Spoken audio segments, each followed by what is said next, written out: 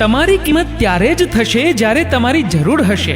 શિયાળામાં જે સૂરજની રાહ જોવાય છે એ જ સૂરજ ઉનાળામાં આકરો લાગે છે.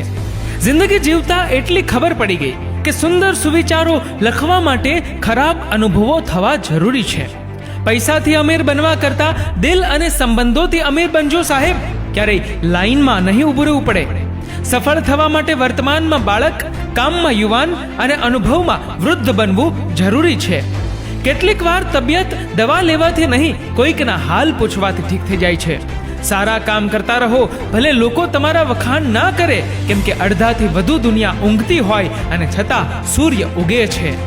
બીજું કંઈ શીખો કે ના શીખો, પણ તમારી લાગણી ક્યાં બતાવવી અને ક્યાં ના બતાવવી એ શીખી લેજો. મોડું થશે પણ બધું બરાબર થશે.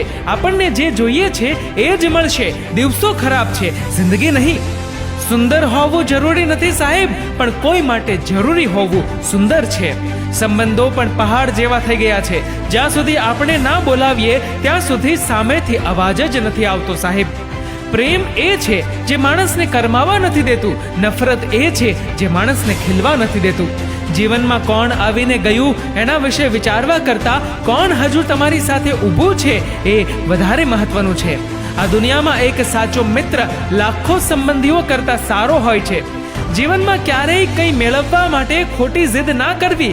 જીવનમાં ક્યારેય કંઈ મેળવવા માટે ખોટી જીદ ના કરવી. શું ખબર નસીબમાં કંઈક વધુ સારું લખ્યું હોય. ઝરણાને દરિયો થવું ક્યારેય ગમતું નથી, કારણ કે મોટા થઈને ખારા થવું એના કરતાં નાના રહીને મીઠા રહેવું વધુ સારું. જિંદગીમાં એવા માણસનું હોવું પણ જરૂરી છે જેને દિલના હાલ બતાવવા શબ્દોની જરૂર ના પડે. શબ્દનો સહેવાસ ભલે ને ઓછો થાય, બસ લાગણીની ભીનાશ રહેવી જોઈએ. સાચા સંબંધને તોડવાની ભૂલ ના કરતા સાહેબ. ઝાડ પરથી તૂટેલા પાંદડા ફરીથી લીલા નહીં થાય. મનગમતા લોકોની એક ખૂબી હોય છે, તેમને ક્યારેય યાદ નથી કરવા પડતા, એ તો યાદ આવી જ જાય છે. જિંદગી ક્યારેય સરળ નથી હોતી અને સરળતાથી વીતે એ જિંદગી નથી હોતી. સપના ત્યારે જ સાકાર થઈ શકે જ્યારે તમને તમારી જાત પર સૌથી વધારે વિશ્વાસ હોય. જીવનમાં દરેક વ્યક્તિને અહેમિયત આપો, કેમ કે જે લોકો સારા હશે એ સાથ આપશે અને જે લોકો ખરાબ હશે એ સબક આપશે. જીવનમાં ખરાબ સમય આવવો પણ જરૂરી છે, કારણ કે ખરાબ સમય જ સાચા વ્યક્તિની પરખ કરાવે છે.